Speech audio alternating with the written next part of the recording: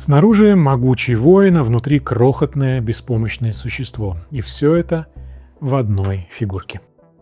В сегодняшней программе «Урожай» Fulcrane – один из самых необычных релизов японской рейсофуби-сцены. Два персонажа в одном теле, дизайн, который работает без сложных выкрасов, и автор, который больше работает с формой, нежели чем с сюжетом.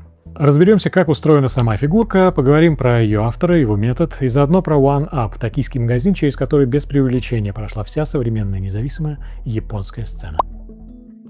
У Fulcrane довольно странная предыстория, или, как еще говорят, лор. Давным-давно эта фигура была могущественным существом, которое царствовало в древнем лесу, но однажды он лишился всех его сил, и в могучей оболочке осталось только крохотное существо Фимик. А вот он проглядывает здесь сквозь шлем. А покинувшие его силы были заточены здесь, в персонаже с ножками по имени Мартин. И теперь Мартин таскает на себе ослабшего Fulcrane. Интересно, что здесь, помимо двух персонажей, Фимика, вот этого маленького, и Мартина, сама оболочка читается как самостоятельный персонаж. Вот эти вырезы в шлеме, вот эти вот выглядят как глаза, мощные руки, а цельный, могучий общий контур. Еще одна особенность, на которой хотелось бы остановиться отдельно, это несвойственная для мягкого винила лаконичность. Большинство софуби сложные по форме и держатся на покраске и спецэффектах. Если их убрать, то получится сложная скульптура, которой нужны обильные цветовые акценты, чтобы ее прочитать. Здесь же картина прямо противоположная. Эта скульптура почти не окрашена. То, что вы видите, это чистое дизайн-произведение. Выбор материалов, подчеркивающий объемы, цвет, литья, мягкий полупрозрачный пластик, акценты, силуэт, распределение масс. Все это работает за счет одних лишь базовых свойств, то есть за счет форм и материала. И при создании такого персонажа нужен особый уровень мастерства, который видно сразу, его невозможно ни подделать, ни имитировать. Судя по рассказу автора, в первой версии вот этой вот подставки Мартина изначально не было. Скульптура была экспериментом по балансу, ведь фулкрум по-английски это точка опоры у рычага. От нее и происходит название персонажа. Автор этой фигурки – японский скульптор и дизайнер персонажей Кайджин.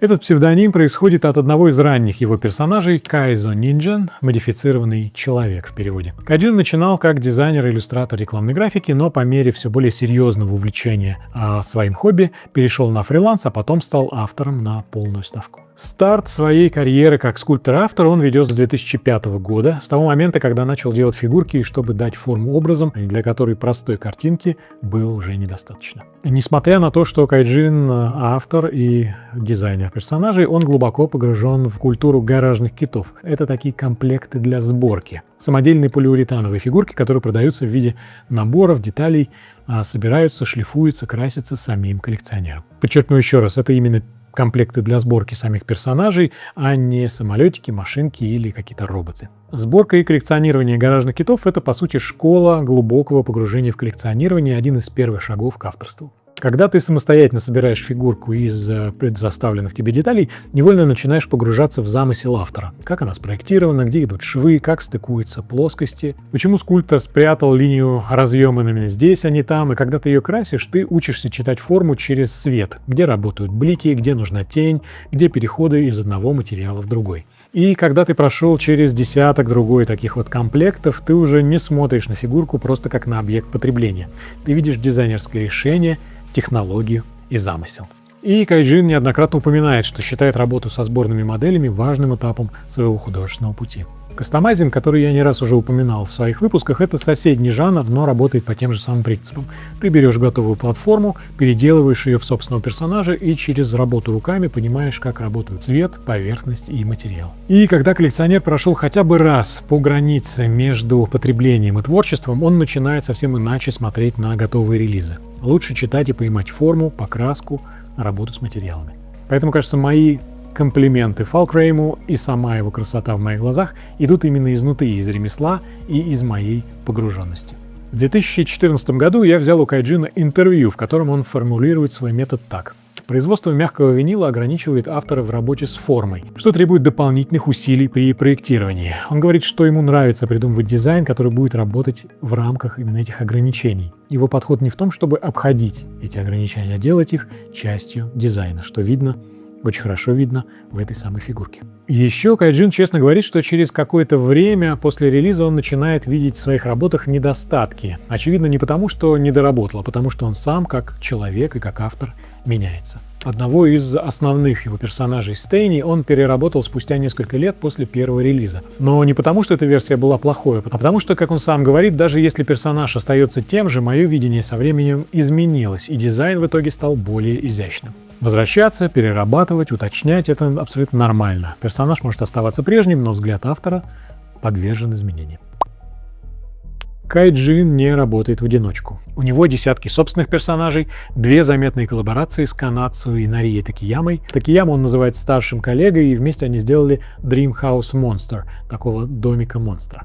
История коллаборации с Канацу несколько другая. Кайджин пришел на ее выставку, вдохновился ее персонажами и сделал из одного из них фигурку, а позже просто подарил его ей. И после, когда Канацу запустил собственный проект производства фигурок Канацуя, она пригласила его для совместного релиза. Помимо собственных работ и коллабораций, Кайджин делает переосмысление классики. От кайджу из вселенной Ультрамен до роботов Го Нагай. И большая часть этих релизов выходит при участии токийского магазина One Up.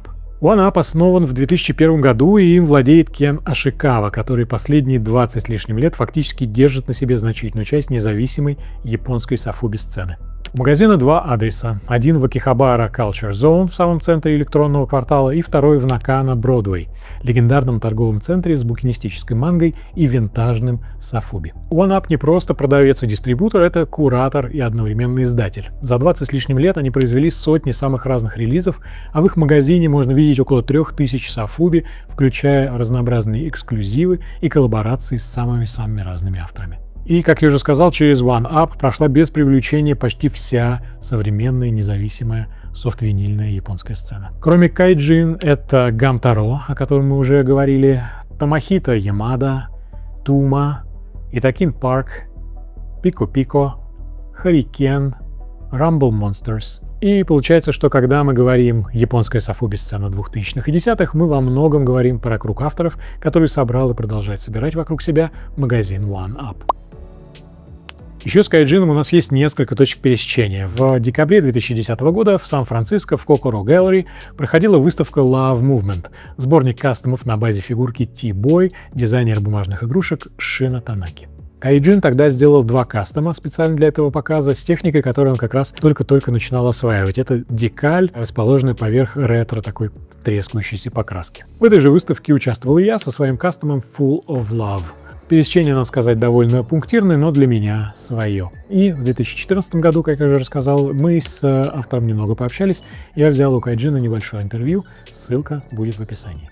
История Кайджин не про быстрый успех и не про заранее выбранную карьеру. Это история человека, который перешел от коммерческой иллюстрации в скульптуре, от скульптуры к своим собственным персонажам. Он создал собственный язык из работы с ограничением материала и честного интереса. Хотя сам он от такой формулировки отмахивается. В интервью я спросил его о смыслах, которые он закладывает в свои работы, а он ответил, что предпочел бы, чтобы люди наслаждались бы персонажами так, как им самим хочется, нежели пытались бы найти какой-то скрытый посыл автора.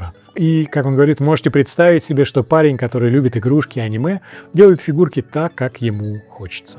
О других фигурках из моей коллекции и их авторах смотрите в специальном плейлисте программы «Урожай».